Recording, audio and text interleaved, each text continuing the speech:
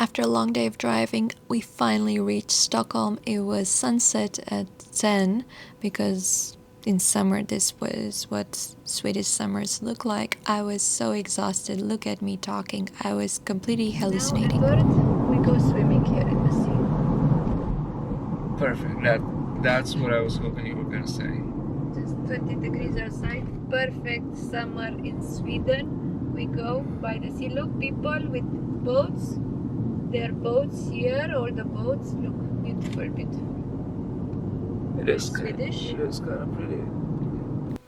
Welcome back to my channel. In this video, I'm gonna take you through Malmo. We're gonna explore the city together, show you the best places to visit. We're gonna tell you about the history of the place. It's kind of charming actually, and I do recommend getting a free walking tour. And then we're gonna drive to Stockholm.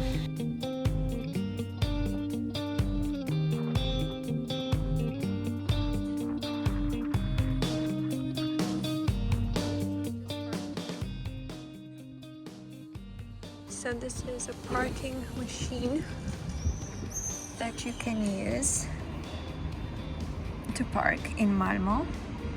There are different zones. This is like the center, really center and the most expensive. But it's paid like all the time. And yeah, it's all digital. You just have to put your license plate and you park, and then if somebody checks, they know you paid. And till when, and then you pay by card obviously. And Edward had to pay like €6 for 12 hours and he's very pissed now. That's really expensive for somebody who looks so Norwegian like yourself. Very cool world. So this is our room. We booked this hotel hostel with shared bathroom, and this was 66 euros, 68 euros, something like that for this evening. But it's like really in the center of Malmo, and after some struggles we managed to park right here, which is just perfect. So if somebody does break into our car, like we heard it does happen in Malmo, we'll hear it and we'll yell. Yeah, well, But they won't know what we're yelling, so we're gonna get Google Translate and we'll just have everything ready and we'll practice ahead of time. Hey, you don't break into my car, and we'll pour Romanian. That's what we're gonna say. yeah, so actually the story goes like this. We read on some forums that some years ago people, like, there were some gangs here in Malmo, and that people were kind of afraid, and some cars were, you know, had their windows smashed and stuff like that, even from secured parking garages. And now we asked the receptionist here from the hotel slash hostel, and he said that it's okay, but some years ago they had customers, guests that had their cars, you know. So hopefully today is okay. We'll report tomorrow. Yes, where's my beer? So this is the parking. Look, parking Malmo, and they're literally checking the numbers of the cars parked here. And yeah, we did pay, but they're just checking it. So I was thinking like nobody's gonna check at 9, but wow.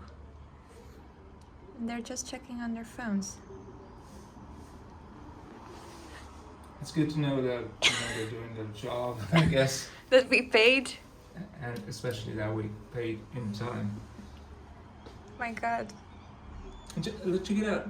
The policemen just have a Skoda. I think in Romania they have Mercedes. Yeah, I think this guy, that guy we saw earlier, I think he didn't pay.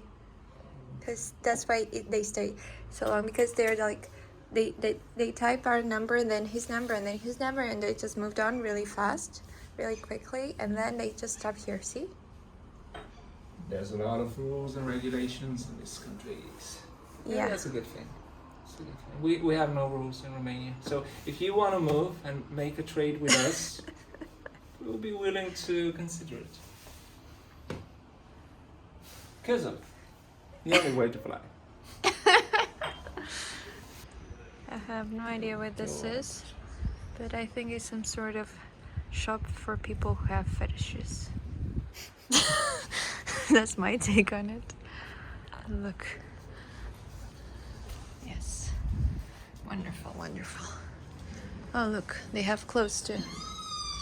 Oh, there's more. Definitely, I would buy overpriced second-hand shoes from here. Edward, please come, it's more here.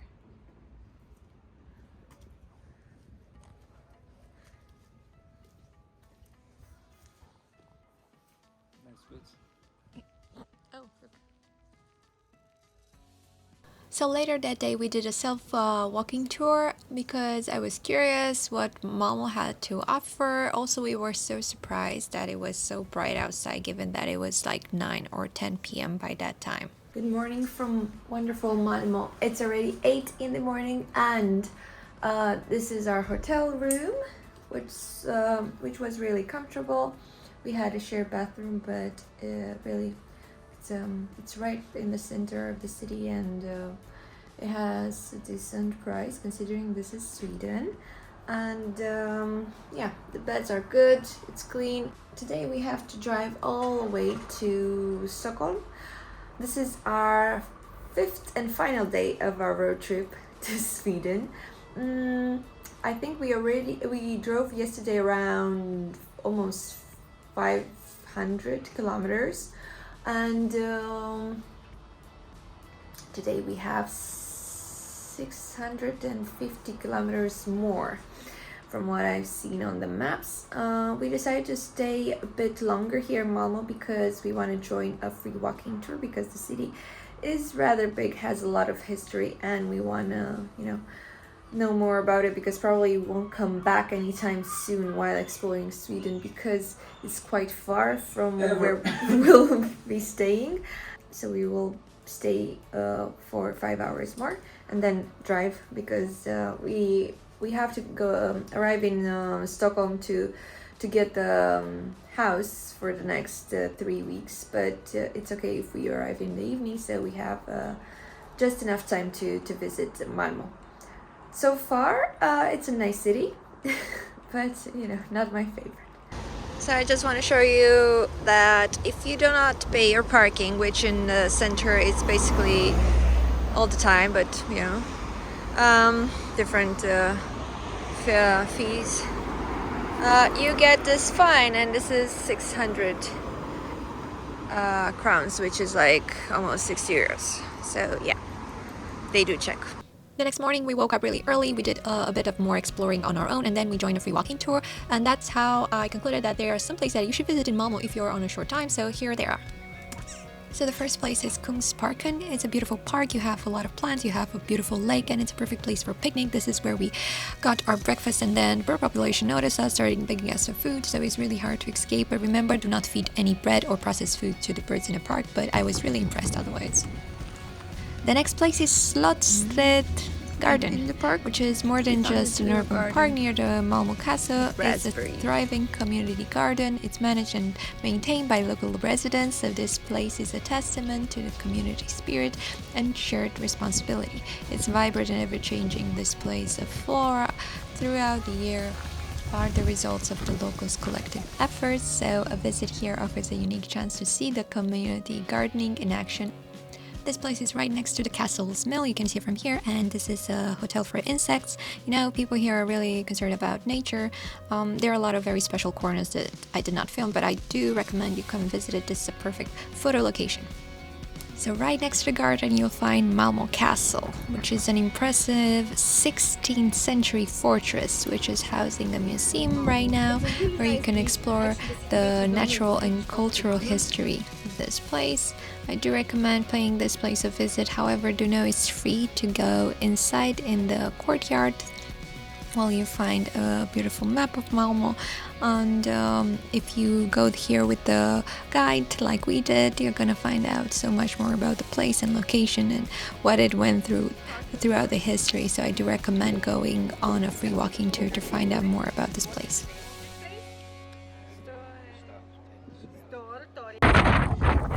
So once you visit the castle, go over to the Western Harbor, which is also in a walking distance from this place. It's a sustainable district known for its modern architecture, beaches and stunning views of the turning resort on the Öresund Bridge. That's the bridge that we drove to get here to Malmo and to Sweden. This is the bridge that connects Denmark and Malmo. So this is the famous man-made bridge that we had to pay more than 60 euros to cross it the day before. But this place, it's really something. And also the turning torso, it's a popular thing around here. Turning torso is a remarkable feat of engineering and architecture that has become a definitive symbol of Malmo. So it's the tallest building in Scandinavia because it reaches an impressive 190 meters, which is 623 feet and comprises of 54 stories. It is designed by the Spanish architect Santiago Calatrava, which completed the building in 2005. The design is quite unique. It's a twisting structure. The topmost segment is twisted at 90 degrees clockwise relative to the ground floor. The building is primarily a residential structure, but it also hosts offices, meeting spaces, and a top floor observation deck. And of course, this building is now a standout feature of Malmo's skyline and a major touristic attraction in the city, contributing significantly to its modern and forward-looking image.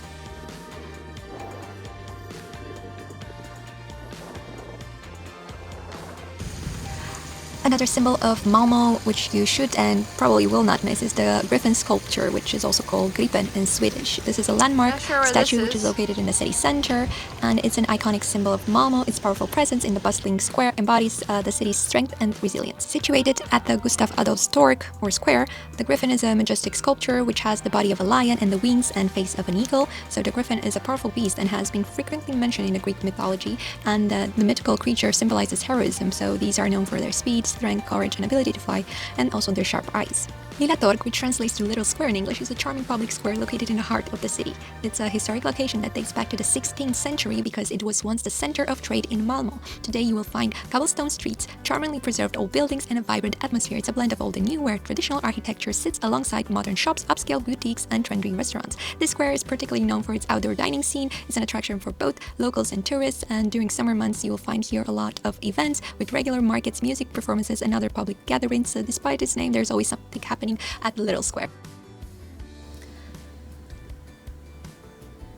Malmo City Hall is an elegant 16th century building known for its Dutch Renaissance style, which is a symbolic center of Malmo's political life. It is located in the Stortorget Square, which is the largest in Malmo, and it's a very nice square with cobblestones. It's surrounded by historical buildings, and regular markets are held here, and numerous events take place throughout the year, from music performances to cultural festivals.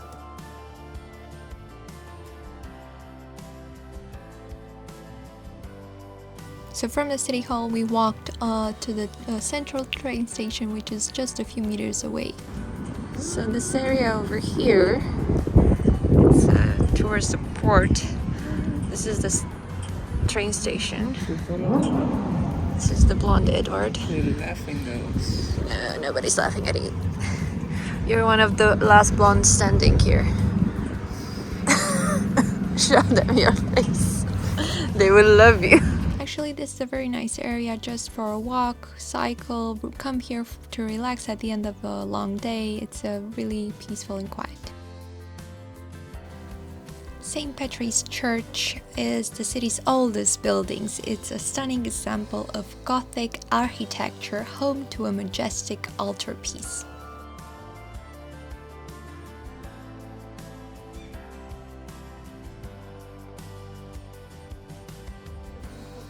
The Old Pharmacy, or Alliance Pharmacy, is a piece of Malmo's history. You will find it in the old town close to the city hall. It offers a glimpse into the past. So at the time of construction, it was Europe's largest pharmacy. I would like to talk a little bit of art in modern life here in Malmo. This is a local artist called Anonymous. He built small mice houses, castles, Jakob Nilsgatan colorful houses are and nested in the heart of Malmo. This street is famous for its row of vibrant, colorful houses. So the spot with pastel hues provides a delightful backdrop for a leisurely stroll or even a photo shoot. It's a wonderful example of Malmo's charm and whimsical architectural style. It was actually my favorite street, although it's kind of short. That was our tour of Malmo. It took us half a day, but Malmo is not a huge city, so if you are ready to walk, you're gonna see most of it. And then we started driving to Stockholm. First stop, IKEA. Now we're to Stockholm at IKEA because IKEA is a very Swedish thing, and yeah. Well, not just because of that. We actually found this IKEA by complete accident. It was so random. We started to get some food and then it was an IKEA in a parking lot. What can you do?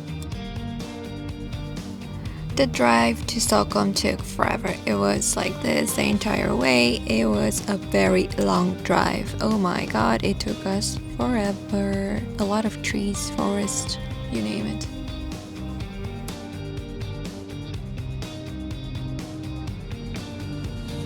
We are driving in Sweden. We have about 350 kilometers to reach Stockholm. And this, my friends, it's Blink. Yeah, we've been driving for 4 hours or something through Sweden, and we're not anywhere near Stockholm. So yeah, what they say on the map is true. Sweden is really huge, and Stockholm is not exactly in the center. Like, when you look at the map of Sweden, I would say Stockholm is somewhere closer to the south. Well, it's not, but at least the views are amazing.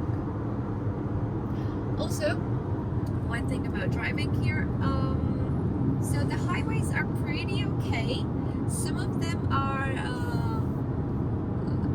like they are doing some works on some of them. They're so be prepared to pay attention to all the signs. And it's not exactly as in Germany, like everything has to be on point.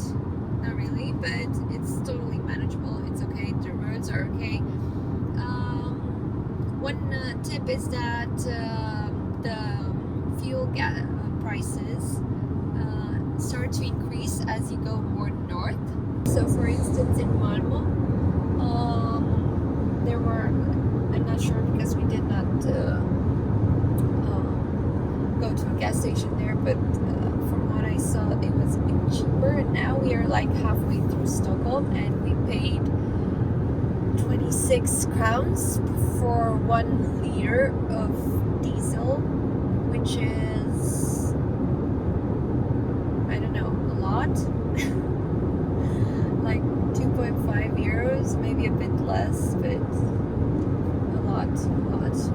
I didn't take the receipt because I had to press on the button, but I didn't because I didn't know how that works. Because everything in Sweden is cashless and self-checkout, and you don't have to interact with anyone. So you just go to the gas station, you put in your card, you start filling, and then it just takes the money from your card, and that's it.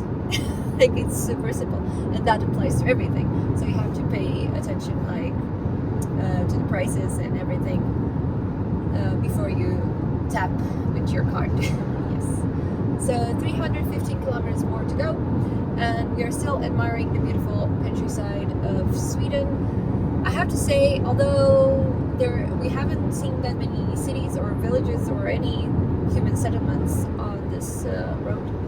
There are some, but they're not right next to the highway, probably. And the countryside, the houses that we saw are really pretty, and that's impressive. Edward, why are you so quiet right now? Just tired You're tired? Yeah. and shocked by the beauty of the Swedish countryside, by how much coffee from here is being done, and the exorbitant prices. And I haven't thought about eating my next meal for a long time, and now I am, because it makes a huge difference. Because some places here are very, very expensive.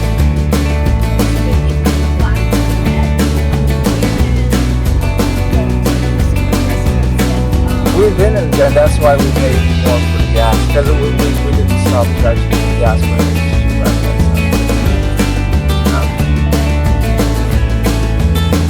So you're planning more of a field, really, then.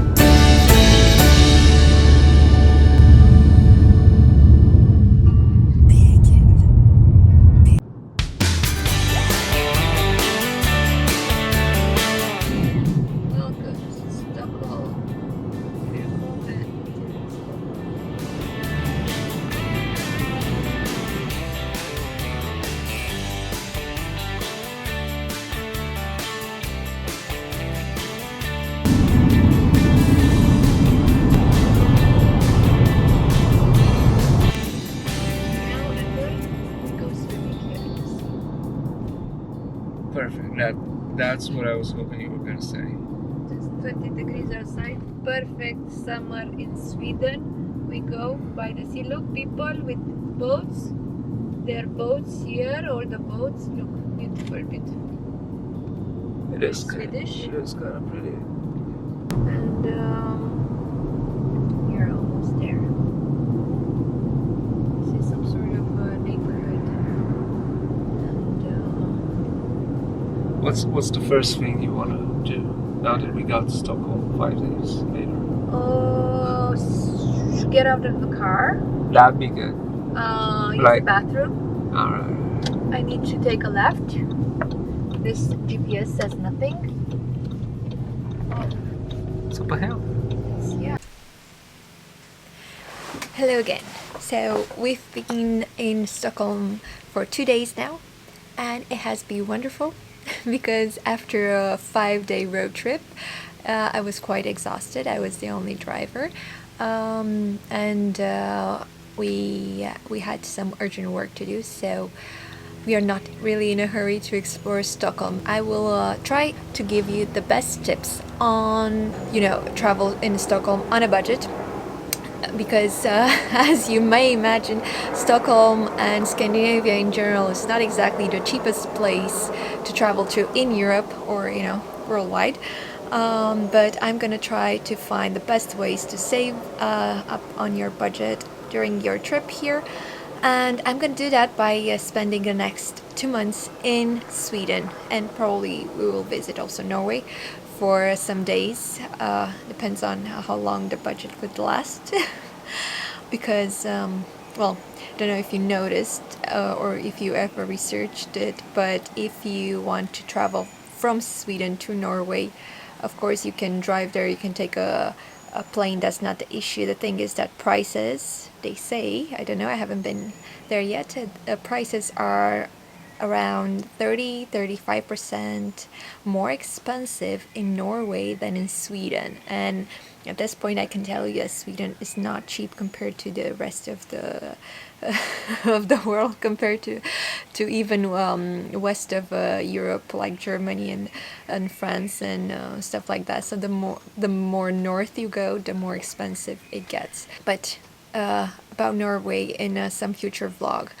Right now we will focus on Sweden and especially Stockholm, like the best ways to get around the city, the best ways to save money and enjoy Stockholm and everything. Stay tuned, I will give you all the tips. That was a drive to Stockholm. Took us 5 days. It was a super long drive. I cannot believe I made it. But what's coming up next is gonna be a true adventure. We're gonna explore so much of Stockholm, of Scandinavia in general. I am so excited to share with you the coming videos. It's gonna blow your mind. So don't forget to subscribe if you're interested in Scandinavia, if you want to visit Stockholm, if you want to visit Sweden or even Norway, which is coming up after this.